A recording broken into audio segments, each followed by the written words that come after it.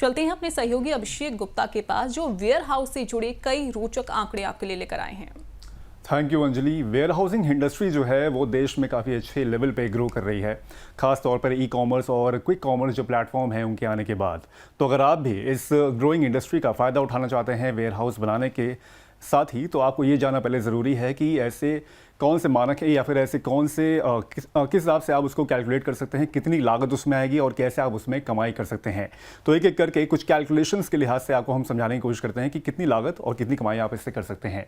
तो यहाँ पर आप देख सकते हैं कि मान लीजिए कि अगर लागत जो रहेगी वो 1000 रुपये पर स्क्वायर फीट के लिहाज से रहेगी, और अगर 5000 स्क्वायर फीट का अगर आप वेयर हाउस बनाना चाहते हैं तो आपकी जो निर्माण लागत रहेगी वो 50 लाख रुपए रहेगी। वहीं अगर मासिक किराया यहाँ पर अगर हम लोग मान के चलें कि 15 रुपये स्क्वायर फीट के लिहाज से है, तो आपको मासिक किराया 5000 स्क्वायर फीट के वेयर हाउस पे 75,000 रुपये का किराया आपको मिल सकता है। वहीं अगर 10,000 स्क्वायर फीट का अगर आप वेयर हाउस बनाना चाहते हैं तो आपको 1 करोड़ रुपए यहाँ पर लगाने होंगे, जो कुल लागत इसकी लगेगी। यहाँ से आप 1.5 लाख रुपए मासिक किराया कमा सकते हैं। उसके बाद अगर 20,000 स्क्वायर फीट का अगर आप वेयर हाउस बनवाते हैं तो यहाँ पर आपको 2 करोड़ रुपए लगाने होंगे कुल, जो कि हम लोगों ने जैसे बताया कि 1000 रुपये स्क्वायर फीट के हिसाब से जो लागत लगेगी इसकी। इसमें आपको 3 लाख रुपए मासिक किराया की, यानी कि जो मंथली है 3 लाख रुपए आप किराया जो है वो इस तरह से इससे कमा सकते हैं, अर्निंग कर सकते हैं। 30,000 स्क्वायर फीट का अगर आप साइज देख के चलते हैं वेयर हाउस के लिए, तो यहाँ पर आपको 3 करोड़ रुपए की निर्माण लागत लगेगी। उसके बाद यहाँ पर आप देख सकते हैं कि 4.5 लाख रुपए पर मंथ आप इससे कमा सकते हैं किराया।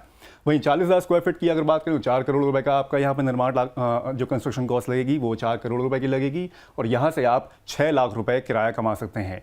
और एक आइडिया और लास्ट में हम देते हैं, यानी कि 50,000 स्क्वायर फीट का अगर आप वेयर हाउस बनवाते हैं तो यहाँ पर 5 करोड़ रुपए की लागत यहाँ पर लगेगी, और 7.5 लाख रुपए आप किराया इससे कमा सकते हैं। ये एक एस्टिमेट है, ये इसमें भी थोड़ा सा उच्च, जब आप फाइनली जब उसमें करेंगे तो उसमें आइडिया थोड़ा सा अलग हो सकता है, उसके एवरेज कॉस्टिंग और जो किराया होगा वो थोड़ा सा डिफरेंट हो सकता है, डिपेंडिंग अपॉन कि आप कहाँ पर बना रहे हैं, क्या लोकेशन उसकी है। अब ये समझते हैं कि वेयर हाउस की जो एक्चुअली सिचुएशन है वो क्या अभी फिलहाल चल रही है। तो यहाँ पर एक एक करके उसके पॉइंटर्स के जरिए हम आपको समझाते हैं। तो निर्माण की कुल लागत ज़मीन की लोकेशन पर, कीमत पर निर्भर करती है, यानी कि जो ज़मीन जितनी प्राइम होगी उतना ज़्यादा आपको एक तरह से उसकी लागत लगेगी। वहीं अगर जितना रूरल एरियाज़ में जाएंगे या फिर जितना सेमी अर्बन एरियाज़ में आप जाएंगे तो वहाँ पर लागत थोड़ी सी कम आपकी जो होगी वो कम आएगी। निर्माण की औसत लागत गांवों और अर्ध शहरी क्षेत्रों में बड़े शहरों के मुकाबले थोड़ी सी कम होती है, यानी कि जैसे हम लोगों ने बताया कि रूरल और सेमी अर्बन जो शहर होंगे वहाँ पर आपको थोड़ी कम लागत लगेगी कंपेयर टू अगर बड़े शहरों में अगर आप चाहेंगे तो। निर्माण की औसत लागत जो होगी वो 1000 से लेकर 1500 रुपये स्क्वायर फीट तक पड़ सकती है, ये भी आप ध्यान रखें। वहीं मासिक किराया जो होगा वो डिपेंड करेगा कि वहाँ पर फैसिलिटी आप वहाँ पर क्या मिल रही है और डिमांड वहाँ पर कैसी है, उसके लिहाज से ही 15 रुपये से लेकर 25 रुपये स्क्वायर फीट तक का जो मासिक किराया है वो पॉसिबल हो सकता है।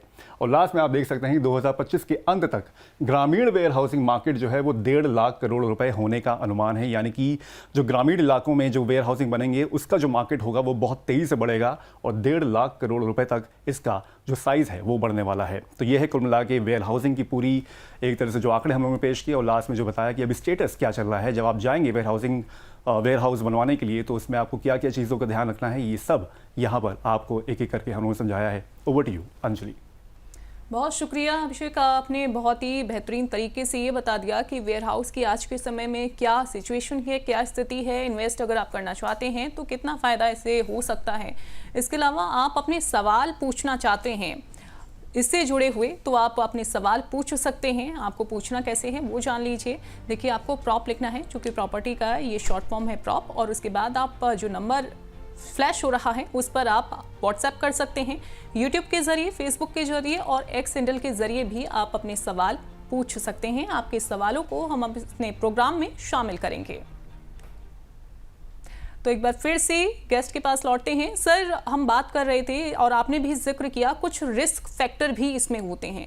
अगर मान लीजिए किसी को इन्वेस्ट इसमें करना है तो क्या उन रिस्क फैक्टर को देखकर क्या निवेश करना सही है, सेफ है?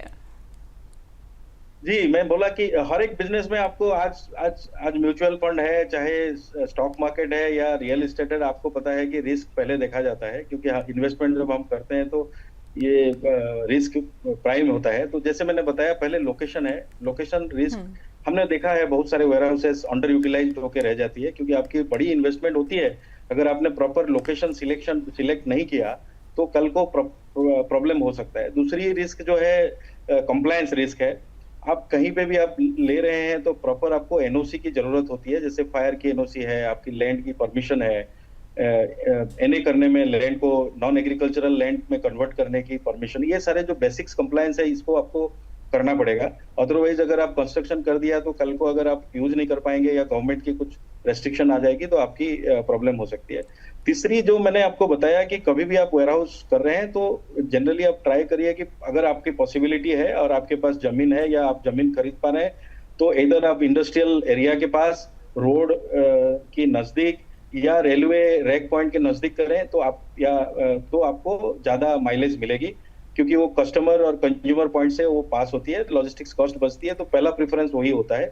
और रूरल एरिया में आप जाएंगे तो जनरली एपीएमसी, जो आज भी स्टेट के अंदर एपीएमसी में ही पूरे मटेरियल आती है ग्रेन्स, तो एपीएमसी के नजदीक 15-20 किलोमीटर के रेडियस में मिले तो आपके लिए बेनिफिट है। अगर नहीं मिल रहा है तो फिर आप दूर जा सकते हैं।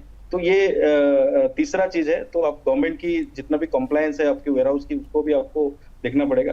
चौथा, जब भी आप कोई बड़े कंपनी के साथ टाई अप कर रहे हैं तो कंपनी के बारे में पूछताछ करके करिए, क्योंकि आजकल बहुत सारे छोटे छोटे स्टार्टअप्स भी आ रहे हैं और बहुत सारे फ्रॉड भी करके चले जाते हैं बड़ी कंपनी बोल के। तो आपको थोड़ा ग्राउंड वर्क करके उसके साथ लॉन्ग टर्म एग्रीमेंट और एग्रीमेंट टर्म्स को प्रॉपर नोटराइज करके या रजिस्टर्ड करके करिए, जिससे कि आपको इन्वेस्टमेंट कल को प्रॉब्लम ना आए।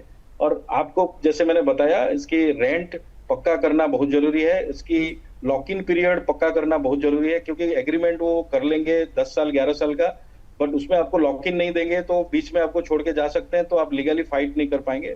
तो प्रॉपर लॉक इन आपकी होना जरूरी है।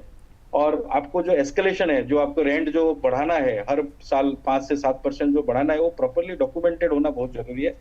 ये सब छोटे छोटे चीजें हैं, बट ये रिस्क में काफी लोग फंस जाते हैं, जिससे चलते प्रॉब्लम आती है। अब तो ये हमको ध्यान देना है, जिससे कि आगे आपकी जो इन्वेस्टमेंट है वो रिटर्न्स कंटिन्यूअसली मिलते रहे।